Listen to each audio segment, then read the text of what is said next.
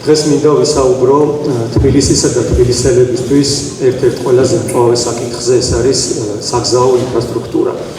ბუნებრივია საკითხის მწვავეზე, როცა ვამახვილებ ყურადღებას, მხოლოდ პირადი გამოცდილებიდან არ ამოვდივარ და ვსაუბრობ იმ მოქალაქეების სახელით, რომელიც ბოლო თვეების განმავლობაში მომართავენ და მე ამ საკითხზე ადრეც ვისაუბრე, მომართვების დაახლოებით 90% გაზვიადების გარეშე ეხება საგზაო ინფრასტრუქტურას.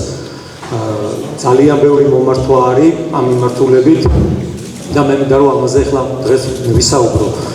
გაგახსენებთ რომ 2024-2025 წლებში საგზაო ინფრასტრუქტურის მიმართულებით თბილისის მერიამ დახარჯა 324,152,000 ლარი, რაც საკმაოდ სოლიდური რიცხვია. ამას ემატება 2026 წლის 183 მილიონი ლარი და ჯამში დაახლოებით 5-7 მილიონი ლარი გამოდის, რაც ფაქტობრივად 9 მილიარდ ლარზე მეტია.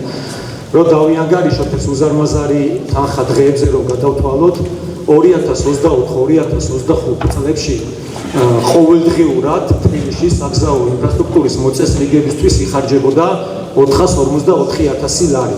ანუ ყოველდღიურად 454,000 ლარი იხარჯებოდა იმისთვის, რომ მოხდარიყო გზების რეაბილიტაცია. ამას დაემატა ბუნებრივია კიდევ უფრო გაზრდილი ბიუჯეტი 2026 წლის და ეხლა რომ დავთვალე 9 მილიონ ლარზე მეტი გამოდის ყოველდღიურად.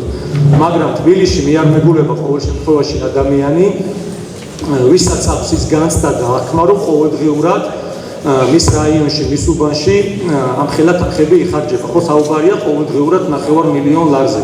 არ ვიცი, უამრავი მომართვა შემოდის, განსაკუთრებით ესეც გვესმის კარგად, რომ ცენტრი მეტნაკლებად განვითარებულია, მაგრამ გარეუბნებში არის კრიტიკული მდგომარეობა, გადათხრილია ქუჩები. მე ყველა მომართვაზე ფიზიკურად მივდივარ, არ არსებობს მომართვა, რომელზეც შეიძლება ვისაუბრო, თუ თვითონ არ მივდივარ ადგილზე და პერსონალურად არ ვამოწმებ იმ კონკრეტულ ადგილს.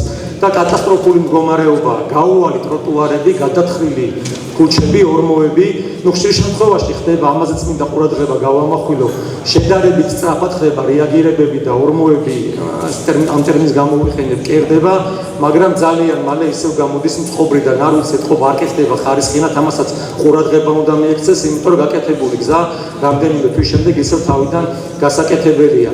ეს დარბაზი ნამდვილად შთამბეჭდავად გამოიყურება, თბილისის ბიუჯეტით გამოიყურება შთამბეჭდავად, ის თბილისელებმა იციან რომ 2 მილიარდ 636 მილიონი ლარია, მაგრამ ამ დარბაზიდან თბილისელებს ანგარიშს ვერ ჩავაბარებთ, ნამდვილად ვერც თაბახის ფურცლებიდან თბილისელები ანგარიშს იბარებენ იმ ქუჩებიდან, იმ ტროტუარებიდან, რომელზეც უწევთ ყოველდღიურად მოძრაობა.